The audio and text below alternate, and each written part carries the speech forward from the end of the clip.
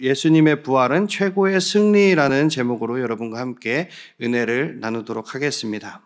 여러분들은 성경에 나오는 기적에 대해서 어떻게 생각을 하십니까? 성경에 많은 기적들이 나와요. 그죠? 장님이 눈을 뜨고, 그리고 병이 고침을 받고, 홍해가 갈라지고, 성이 무너지고 하는 이런 기적들.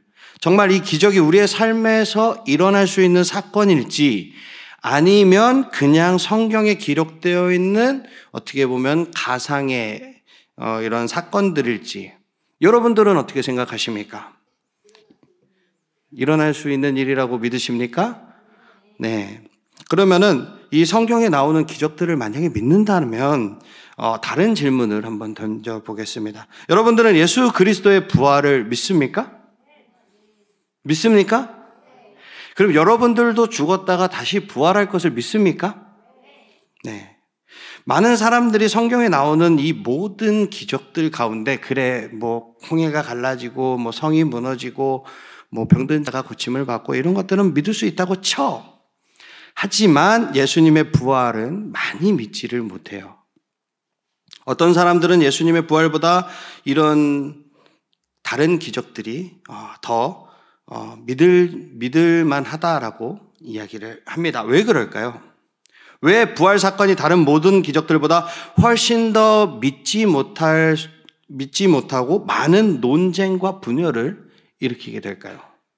아마도 다른 기적들과 달리 이 부활 사건만이 예수님이 누구신가에 대한 이런 개인적인 결단을 요구하기 때문이지 않을까 생각을 해봅니다.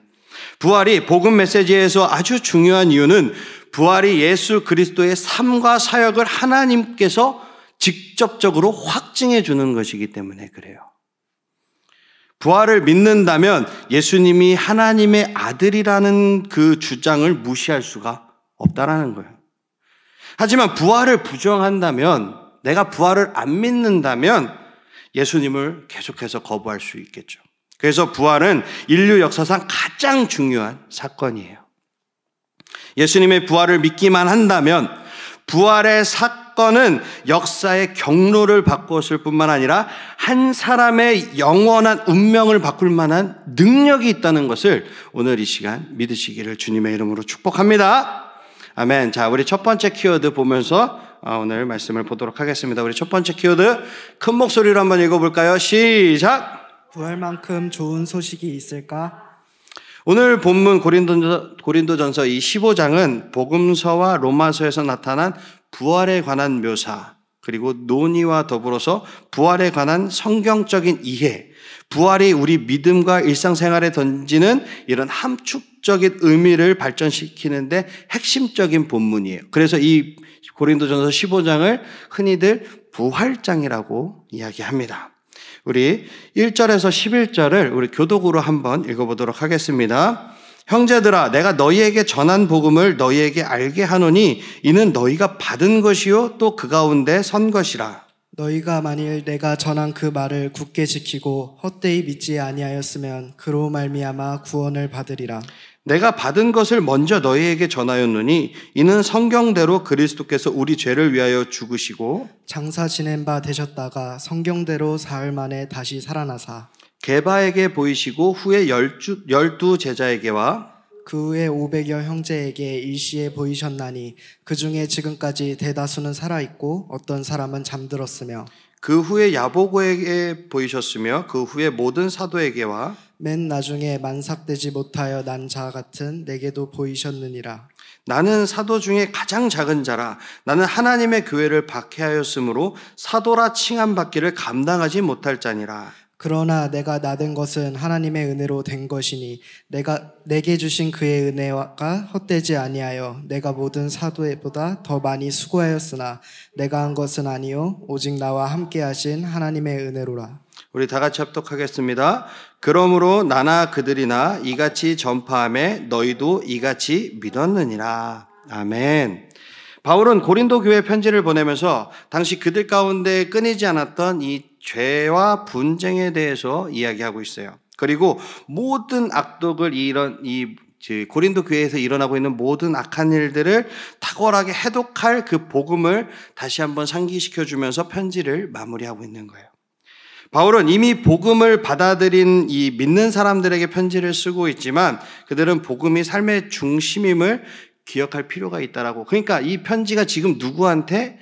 믿는 자들에게, 안 믿는 자들에게 보내는 편지가 아니라 믿는 자들에게 이 부활에 대해서 다시 한번 생각하라는 그런 것들을 이야기하고 있는 거예요. 복음은 단지 새로운 생활과 그리스도와의 관계를 시작하는 것만이 아니라 그리스도 안에서 일상생활을 형성해 나가는 거라는 거예요. 고린도 성도들은 복음에 따라 살지 않았고 교회 안에서 분쟁하고 음행하고 온갖 자랑이 넘쳐나고 탐욕이 있고 우상 숭배를 해왔던 교회예요. 다르게 얘기하면 그들은 예수 그리스도의 복음이 아닌 다른 것 위에다가 자신의 삶과 소망과 이런 지위를 구축하고 있었던 거예요. 믿음의 이런 굳건한 반석 위에 나의 삶을 올려놔야 되는데 다른 것 위에다가 자기의 삶을 자꾸 이렇게 쌓아놓고 있었다라는 거예요. 여러분들은 종종 예수님 대신에 삶의 중심으로 삶고자 하는 이런 유혹을 받는 대상이 혹시 있습니까? 지위라든가 명예라든가 권력이라든가, 우리 운동하는 친구들은 이제 스타 플레이어가 될 수도 있겠죠. 음악하는 사람들은 이제 뭐라 그래요? 그것도 이제 잘하는 유명한 그런 음악가들. 그러니까 성경은 여러분들에게 이런 것들을 사랑하지 말라고 말하는 것이 아닙니다. 친구들과의 관계를 사랑하되 100이 있다면, 예를 들어서 100이라는 수치가 있다 그러면 하나님을 100만큼 사랑하고 친구들을 80만큼 사랑하라는 거예요. 하나님을 100만큼 사랑하고 돈을 80만큼 사랑하라는 거예요. 하나님을 100만큼 사랑하고 공부를 80만큼 사랑하라는 거예요. 하나님보다 그 위에 무엇인가를 올려놓고 내 삶을 하나님 위에다가 올려놓지 말라라는 거예요. 성경이 이야기하는 것은 그거입니다. 그래서 바울은 고린도 성도들에게 복음을 다시 한번 이야기하면서 그리스도 예수 안에서 거룩해진 사람이라면 사람처럼 살아야 한다고 다시 할게요. 혀가 꼬였어요. 그리스도 예수 안에서 거룩해진 사람처럼 살아야 한다라고 부드럽게 지금 책망을 하고 있는 거예요. 바울이 1절, 2절에서 한 말이 어떤 얘기인지 한번 봅시다. 너희가 받은 것이요 라는 말은 우리 과거의 회심을 뜻하는 거예요. 과거의 회심. 복음은 예수님의 완전한 삶과 희생적인 죽음과 승리의 부활을 통해서 우리가 하나님 앞에 바로 설 수 있게 되었다라는 복된 좋은 소식이라는 거예요. 그리고 또 그 가운데 선 것이라는 말은 현재의 성화를 말하는 거예요. 우리는 계속해서 복음 위에 서 있어야 하는 겁니다. 복음은 우리의 감정과 동기와 자기 이해와 정체성을 계속해서 재정립해 주는 거예요. 그래서 성도란 죄로 쓰러지면서도 성령님의 능력으로 어떻게 쓰러진 거를 다시 일어나는 그런 것이 성도라는 거예요. 과거가 있었고 현재가 있었으면 이제 뭐가 나와야 될까요? 그렇죠. 미래가 나와야 하는 거죠.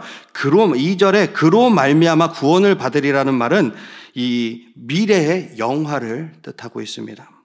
복음은 새로운 나라, 즉 새로운 세상의 도래를 선포하는 거예요. 미래의 구원의 약속은 신자들에게, 성도들에게 빼앗길 수 없는 소망을 준다라는 것을 굳건히 지키시고 믿으시기를 축복합니다. 사랑하는 청소년부 친구들, 이 말씀을 오늘 꼭 붙드세요. 좋은 소식을 꼭 기억하시기를 축복합니다. 믿음 안에서 자랄수록 복음이 단지 그리스도와의 관계를 시작할 때, 내가 예수님을 믿을 때, 이제 막 믿기 시작했을 때만 필요한 게 아니에요. 복음으로 되돌아가서 내 마음에 적용하고 또 적용하는 것이 바로 이 믿음 안에서 자라나는 거라는 거예요. 복음을 내가 복음을 넘어서야 하나님 앞에 한 걸음 더, 그리스도 앞에 한 걸음 더 나아가는 것이 아니라 내가 복음 안으로 더 깊이 들어가면 들어갈수록 그리스도 안에서 자라게 되는 거예요. 그게 내가 복음을 위해서 무언가를 더 하고, 내가 복음을 위해서 무언가를 더 쌓으려고, 내가 치성과 정성을 더 쌓으려고 한다는 것은 예수님께서 말하는 그 바리새인들의 율법인 거예요. 율법주의자가 되는 거예요. 복음 안으로 들어가시기를 축복합니다. 여러분, 예수님께서는 여러분들에게 많은 것을 바라지 않으세요. 어떻게 하라고 합니까? 보고 믿으라라고 이야기하시는 거예요. 믿으십니까? 아멘. 자, 두 번째 키워드 한번 보도록 하겠습니다. 두 번째 키워드 우리 큰 목소리로 한번 읽어보겠습니다. 시작. 부활은 실제로 일어난 사건이야. 우리 기독교가, 우리 교회가 전하는 메시지 전체가 무엇입니까? 예수님이 죽음에서 부활하셨다라는 그 진리입니다. 예수님이 부활하지 않으셨다라면 우리는 여전히 죄 가운데 있는 거예요. 예수님이 부활하지 않았더라면 우리의 삶은 죽음으로 그냥 끝이 나는 거예요. 이런 의미에서 우리의 삶이 복음을 입증하는 것이 아니라 복음이 우리의 삶을 입증해야 하는 거예요. 그리스도의 죄 없는 삶과 희생적인 죽음, 이런 것들이 복음의 모든 측면에서 가장 중요한 거죠. 그러나 부활이야말로 복음 전체를 향한 가장 큰 확신과 소망을 우리에게 안겨준다는 것을 기억하시기를 축복합니다. 이것이 바로 오늘 본문에서 바울이 부활에 초점을 맞춘 이유예요. 왜 이 부활에 초점을 맞추는가? 부활은 여러분들의 삶을, 저의 삶을 변화시키는 수단이기 때문에 그렇습니다. 12절에서 19절을 또 교독으로 한번 읽어보도록 하겠습니다. 그리스도께서 죽은 자 가운데서 다시 살아나셨다 전파되었거늘 너희 중에서 어떤 사람들은 어찌하여 죽은 자 가운데 부활이 없다 하느냐? 만일 죽은 자의 부활이 없으면 그리스도도 다시 살아나지 못하셨으리라. 그리스도께서 만일 다시 살아나지 못하셨으면 우리가 전파하는 것도 헛것이요 또 너희 믿음도 헛것이며 또 우리가 하나님의 거짓 증인으로 발견되리니 우리가 하나님의 그리스도를 다시 살리셨다고 증언하였습니다. 만일 죽은 자가 다시 살아나는 일이 없으면 하나님이 그리스도를 다시 살리지 아니하셨으리라. 만일 죽은 자가 다시 살아나는 일이 없으면 그리스도도 다시 살아나신 일이 없을 터이요. 그리스도께서 다시 살아나신 일이 없으면 너희의 믿음도 헛되고 너희가 여전히 죄 가운데 있을 것이요. 또한 그리스도 안에서 잠자는 자도 망하였으리니 만일 그리스도 안에서 우리가 바라는 것이다만 이 세상의 삶뿐이면 모든 사람 가운데 우리가 더욱 불쌍한 자이리라. 바울은 복음의 중요성과 본질을 설명하고 나서 지금 고린도 교회에 퍼지고 있는 이 거짓 가르침에 대해서 지금 관심을 돌리고 있습니다. 죽은 자의 부활이 없다는 그런 거짓 가르침이었어요. 그러나 그리스도 안에서 죽은 자들이 부활하지 않을 것이라고 말하는 것은 예수님의 부활을 무능력한 행위로 바라보는 거예요. 이 두 가지는 서로 깊은 연관이 있는데 지금 무슨 말이냐면 이 잘못된 가르침을 대적하고 부활이 복음에 미치는 영향력을 보여주기 위해서 바울은 만일 그렇다면으로 이어지는 인과율의 논리를 지금 보여주고 있어요. 한번 볼까요? 만일 죽은 자의 부활이 없다면 그리스도께서도 죽은 자 가운데서 다시 살아날 수 있다 없다? 없다라는 거예요. 만일 그리스도께서 죽은 자 가운데서 다시 살아나지 않았다면 우리는 여전히 죄 가운데 있고 우리의 삶은 죽음으로 가는 것이기 때문에 우리 복음의 메시지와 우리의 믿음이 어떻다? 헛되다. 그래서 만일 그리스도께서 죽은 자 가운데서 다시 살아나지 않았는데도 우리가 그분한테 소망을 둔다면 우리는 모든 사람들 가운데서 가장 불쌍한 사람들이다. 그렇잖아요. 만약에 예수님이 부활하지 않았다라면 이게 거짓이라면 잘못된 거라면 제가 여기서 여러분들에게 선포하고 있는 이 말씀 자체가 의미가 있다 없다? 없다라는 거예요. 저는 여기다가 인생을 바쳤어요. 저는 예수님에게 내 인생을 걸었고 저는 예수님을 위해서 지금 몇 년째 지금 공부를 하고 있어요. 저는 아직도 대학원을 다니고 있습니다. 그럼 제 인생은요?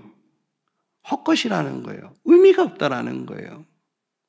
지금 이 얘기를 듣고 있는 여러분들의 삶도 의미 없는 삶을, 의미 없는 시간을 지금 여기서 이러고 있는 것보다 나가서 공부 한 자라도 더 하고 있는 게 낫다라는 거예요.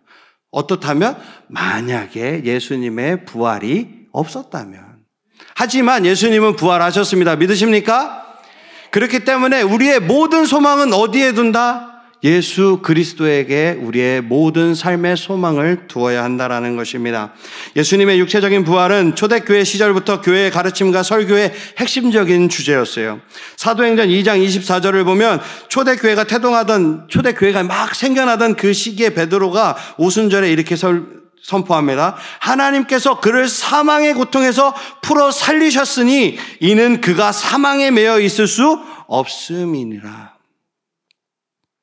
십자가와 부활 사건이 있은 지 불과 몇 주 만에 선포된 이 말씀을 기억하시기를 축복합니다.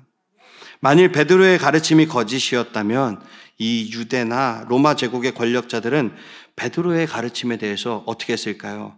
뭔 헛소리야? 이 뭔 강아지 소리야? 이러면서 처단해버렸겠죠, 그 자리에서. 하지만 이 베드로의 말을 그 유대 사람들이나 종교 지도자들이나 로마의 권력자들이 반박할 수 없었다라는 거예요. 그들은 설득력 있게 반증할 명쾌한 논거를 제시하지 못했어요. 왜 그랬을까요? 베드로의 말이 진짜였기 때문인 거죠. 간단하게 우리가 명품을 한번 생각해 봅시다. 명품에는 무언가가 있어요. 무엇이 있죠? 가품이 있어요. 왜? 진품이기 때문에 가짜라는 것이 성립이 됩니다. 가짜의 가짜가 만들어질까요? 안 만들어지는 거예요. 근데 가만히 보면 우리 유독 교회에는 이단들이 있어요. 가짜가 있어요. 왜요? 우리 교회가 진짜기 때문에 가짜가 있는 것입니다. 여러분들은 진짜에 속한 자인 줄 믿으시기를 축복합니다. 우리 세 번째 키워드 한번 보도록 하겠습니다. 세 번째 키워드 우리 큰 목소리로 한번 읽어볼까요? 시작! 예수님이 부활하셨으니 우리도 부활할 거야. 믿으십니까? 아멘. 창조, 타락, 구속, 회복이라는 구조는 이 성경 곳곳에서 발견되는 복음의 중심 내용이에요.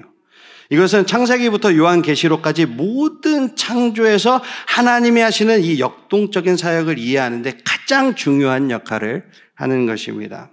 이 구조의 마지막에 놓인 회복, 이 회복에 바울은 이 중점을 두고 있어요. 회복이란 장차 하나님이 하나님 자신의 계획대로 만물을 회복하실 때 예수님께서 담당하실 미래 사역입니다.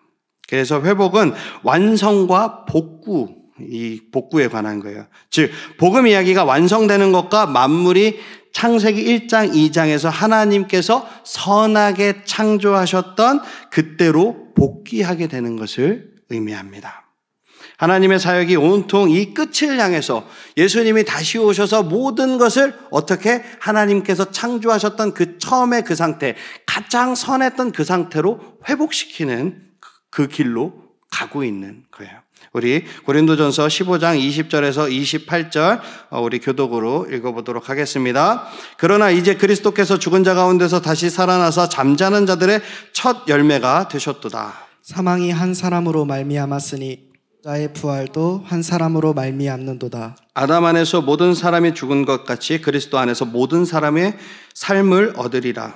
그러나 각기 자기 차례대로 되리니 먼저는 첫 열매인 그리스도요 다음에는 그가 강림하실 때에 그리스도에게 속한 자요 그 후에는 마지막이니 그가 모든 통치와 모든 권세와 능력을 멸하시고 나라를 아버지 하나님께 바칠 때라. 그가 모든 원수를 그 발 아래에 둘 때까지 반드시 왕노릇 하시리니 맨 나중에 멸망을 받을 원수는 사망이니라.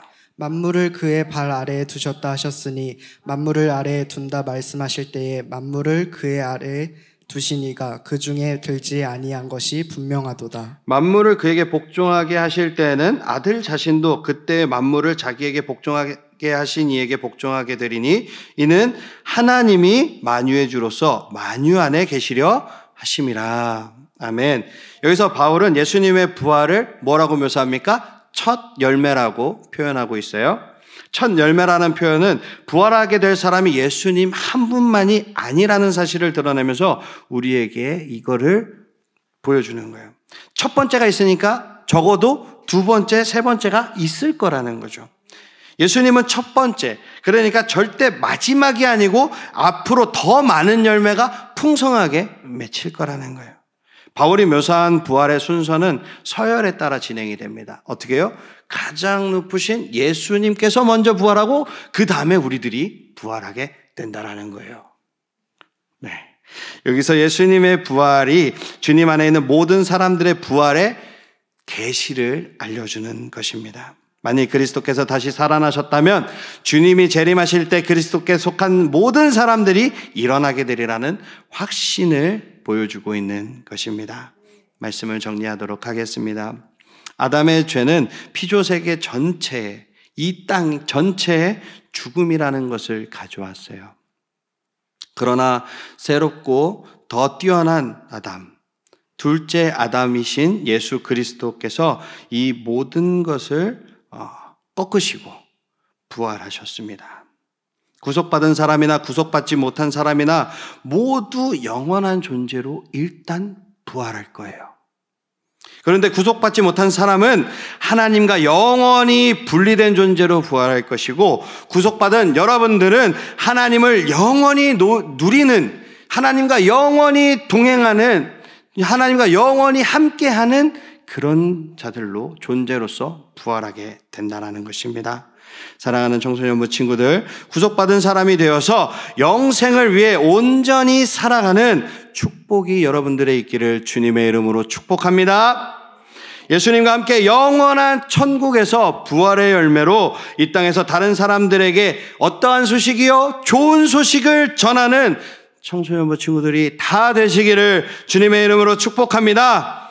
오늘 친구 따라 강남 왔다가 주님을 알게 된 친구들도 예수님의 복음이 여러분들과 함께 하신다라는 사실을 굳게 믿으시고 굳게 붙잡으시기를 주님의 이름으로 축복합니다. 아멘. 다 일어나시겠습니다. 날 향한 계획, 아까 우리 찬양팀 기쁘게 찬양해 줬죠. 찬양하고 기도하겠습니다. 사랑과 은혜와 자비가 무한하신 하나님 아버지, 지금 우리는 무한 경쟁이라는 시대 속에서 학업으로, 운동으로 그런 경쟁 가운데 살아가고 있습니다. 힘들고 어려운 시기에 주님께서 도와주시옵소서. 우리 사랑하는 친구들이 고통 가운데 있을지라도 주님께서 붙들어 주시고 힘을 주시고 능력을 더해 주셔서 모든 어려움을 이기게 하여 주시고, 주님의 은혜 가운데 위대한 믿음의 승리자가 되어 영광스러운 주님의 날을 맞이할 수 있도록 주님께서 우리 사랑하는 청소년부 친구들을 도와주시옵소서. 부활하신 주님을 믿는 믿음을 허락하여 주시고, 주님께서 역사하시는 그 상황을, 그리고 문제 너머에 주님께서 역사하고 계신다라는 그 믿음을 우리 사랑하는 친구들에게 확신시켜 주시옵소서. 감사드리며 귀하신 예수님의 이름으로 기도드렸습니다. 아멘. 잠시 계속해서 고개를 숙여주시기 바랍니다. 너희 인생이 무엇이냐? 잠시 있다 사라지는 안개니라. 이 시간 교회를 처음 나온 친구들이나 예수님을 구세주로 영접하지 않은 친구들, 그동안 교회는 왔다 갔다 했지만 구원의 확신이 없는 친구들, 세상에서 방황하다 돌아 나온 친구들, 누구든지 주님이 부르시는 이 시간에 주님 앞에 나와서 결단하시고 예수님을 영접하시기를 축복합니다. 이 자리에서 결단하시고 가슴에 손을 얹어주시기 바랍니다. 그리고 주님이 여러분들을 부르실 때 내가 여기 있습니다, 날 받아주시옵소서, 이 믿음의 결단으로 여러분 구원에 이르게 되는 거예요. 가슴에 손을 얹고 믿음으로 결단하시고 믿음으로 이 기도, 제 기도를 따라해 주시기 바랍니다. 하나님 아버지, 저는 죄인입니다. 어디에서 와서 왜 살며 어디로 가는지 알지 못하고 방황하며 살았습니다. 저의 죄를 위하여 십자가에서 죽으시고 부활하신 예수님을 제 구주로 모셔드립니다.